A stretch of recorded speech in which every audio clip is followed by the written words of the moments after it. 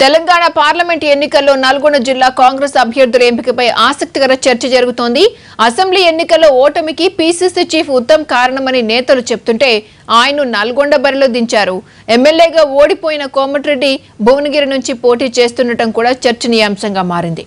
అయితే వీళ్ళిద్దరి అభ్యర్థిత్వాల వెనుక అధిష్టాన వ్యూహం ఏంటి?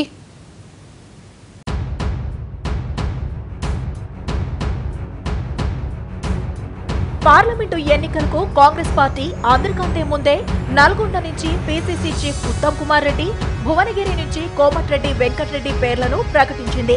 కాంగ్రెస్ పార్టీ చిత్తుచిత్తుగా ఓడిపోవడానికి కారణమని సొంత పార్టీ నేతల నుంచే విమర్శలు ఎదుర్కొంటున్న ఉత్తమ్ కు నల్గొండ ఎంపీ టికెట్ ఇచ్చారు.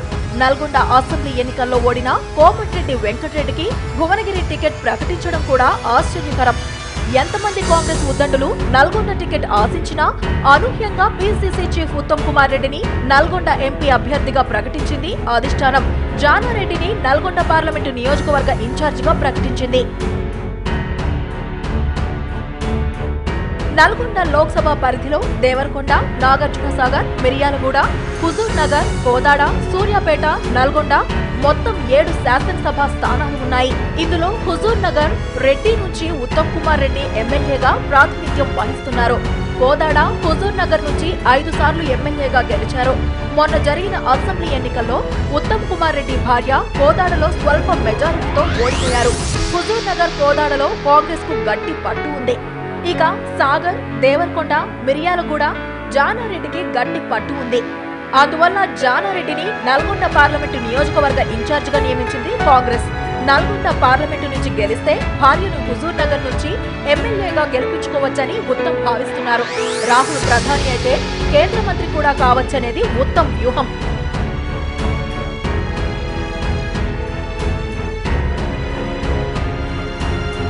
భువనగిరి పార్లమెంటు పరిధిలోని 7 అసెంబ్లీ స్థానాల్లో నగరికల్తో పాటు మునుగోడులోనూ కాంగ్రెస్ గెలవగా, ఇదే పరిధిలోని ఇబ్రహీంపట్నం, తుంగతుర్తిలో కాంగ్రెస్ అభ్యర్థులు కొద్ది తేడాతో ఓడారు.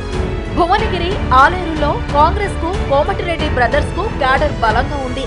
దీంతో ఒకప్పుడు కాంగ్రెస్ కంచుకోటగా ఉన్న భువనగిరిలో కాంగ్రెస్ ఎంపీగా పోటీ చేసి కోమటిరెడ్డి వెంకటరెడ్డి గెలవొచ్చని అధిష్టానం భావించింది. ప్రస్తుత ఎంపీ పూరా నర్సయ్య గౌడ్ పై ఉన్న వ్యతిరేకత, నల్గొండ ఎమ్మెల్యేగా ఓడిపోయాడన్న సానుభూతి కోమటిరెడ్డికి ఓట్ల రూపంలో కలిసి వస్తుందని కాంగ్రెస్ ఆలోచిస్తోంది. అయితే నల్గొండ పార్లమెంటు పరిధిలో ఒక్కటి మినహా మిగతా చోట్ల టీఆర్ఎస్ ఎమ్మెల్యేలున్నారు. ఉత్తమ్ డూ ఆర్ డై తరహాలో పోరాడక తప్పని పరిస్థితి ఉంది.